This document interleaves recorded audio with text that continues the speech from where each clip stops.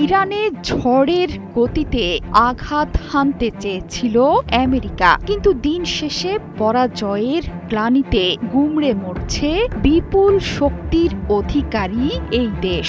আমেরিকার যুদ্ধের ক্ষমতা নিয়ে হাঁটে হাঁড়ি ভাঙল মার্কিন দৈনিক CNN. Center for strategic and international স্টাডিজের নতুন বিশ্লেষণের বরাত দিয়ে গণমাধ্যমটি বলছে, ইরানের সঙ্গে যুদ্ধে তাদের গুরুত্বপূর্ণ মিসাইলের মজুদ প্রায় তলানিতে। আসছে কয়েক বছরের মধ্যে আরেকটি যুদ্ধ শুরু হলে তাৎক্ষণিকভাবে গোলা বারুদ ঘাটতির ঝুঁকিতে পড়ে যাবে মার্কিন যুক্তরাষ্ট্র। কালার এক্সপার্ট ডার্ক স্যাপ এবং মাইল্ড অন হ্যান্ডস টেকনোলজি সমৃদ্ধ অরিক্স অ্যাডভান্স ডিটারজেন্ট পাউডার, আপনার লন্ড্রি এক্সপার্ট। নতুন এই বিশ্লেষণে এসেছে, ইরানের সঙ্গে 7 সপ্তাহের যুদ্ধে মার্কিন যুক্তরাষ্ট্র নিজেদের মজুদের 45%ই প্রিসিশন স্ট্রাইক মিসাইল বা নির্ভুল লক্ষ্যভেদী মিসাইলের মজুদের ব্যবহার শেষ করেছে। ব্যালিস্টিক মিসাইল ঠেকাতে ব্যবহৃত থার্ড মিসাইলের অর্ধেক শেষ। এছাড়া প্যাট্রিয়ট আকাশ প্রতিরক্ষা ব্যবস্থার ইন্টারসেপ্টর মিসাইলের 50%ই শেষ। পেন্টাগনের অভ্যন্তরীণ সূত্রের ভিত্তিতে এই পরিসংখ্যান পেন্টাগনের গোপন তথ্যের সাথেও মিলে গেছে। চলতি বছরের শুরুর দিকে মিসাইল উৎপাদন বৃদ্ধিতে একাধিক চুক্তি করে পেন্টাগন। উৎপাদন সক্ষমতা বৃদ্ধি পেলেও এসব অস্ত্রের নতুন চালান পেতে অপেক্ষা করতে হবে 3 থেকে 5 বছর।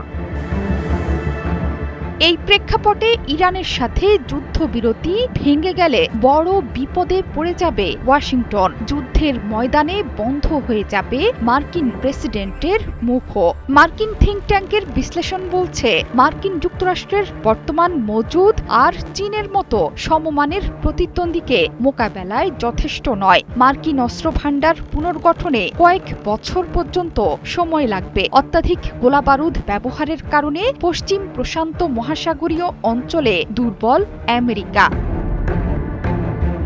বর্তমান প্রেক্ষাপটে টমাহক মিসাইলের প্রায় 30%, দূরপাল্লার joint air to surface stand off মিসাইলের 20% বেশি এবং SM-3 ও SM-6 মিসাইলের প্রায় 20% ব্যবহার করেছে মার্কিন যুক্তরাষ্ট্র।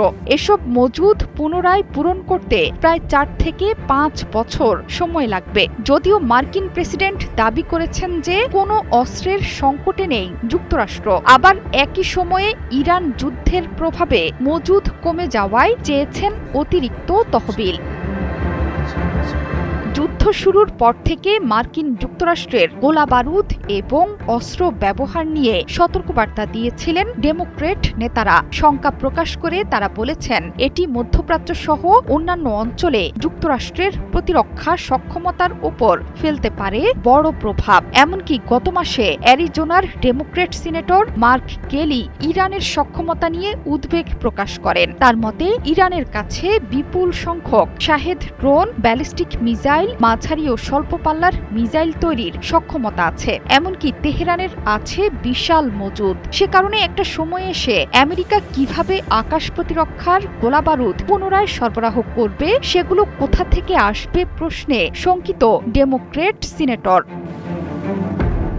জোহরা চৌধুরী সেতু, ৭১।